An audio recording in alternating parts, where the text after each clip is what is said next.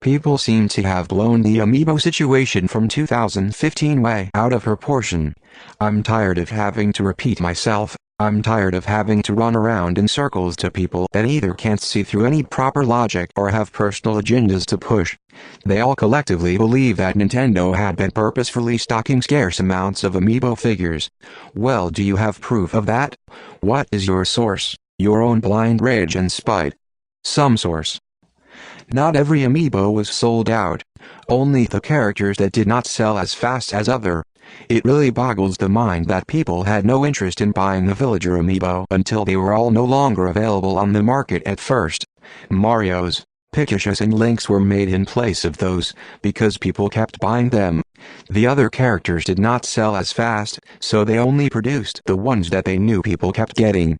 Nintendo's not at fault for that. You didn't want that Marth Amiibo when it was available, so how come you want it now that it was discontinued? Can someone answer me that? If you wanted it, you should have gotten it right away. If you didn't want it, then what the hell are you complaining about? If the consumers were buying all the characters at once, then maybe Nintendo would have been putting them all out in a balance. Food for thought.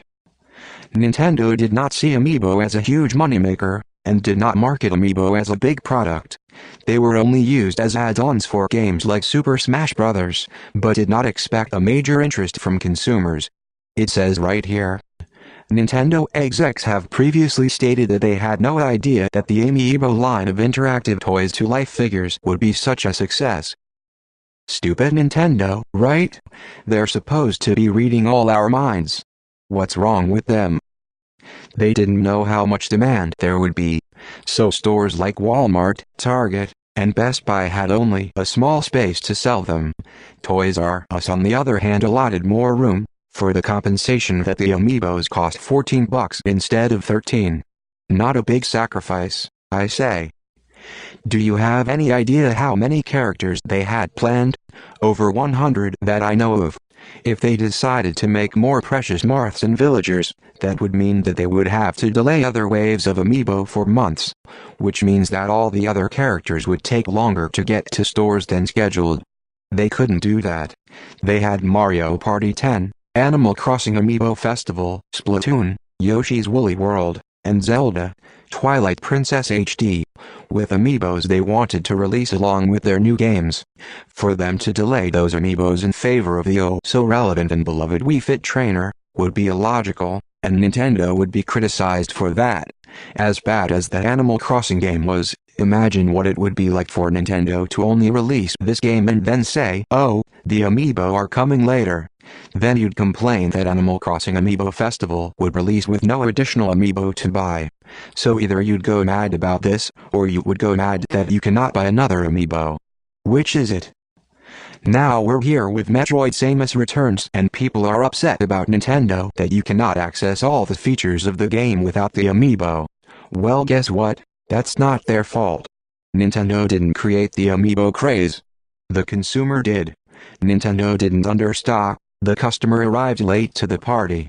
I will say it again, it astounds me that there was very little interest in these figures, up until the first weeks after they were on the market. There's a good reason why I didn't go searching far and wide for a Wii Fit Trainer Amiibo, and that's simply because I had zero interest in one.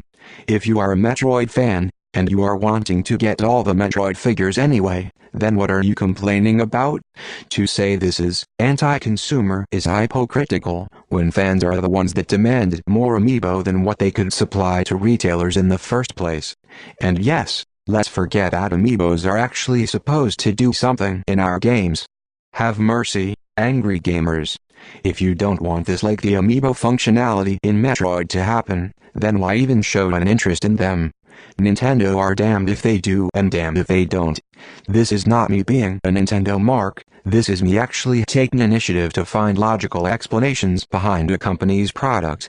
Of course they want your money, but they can't read your mind.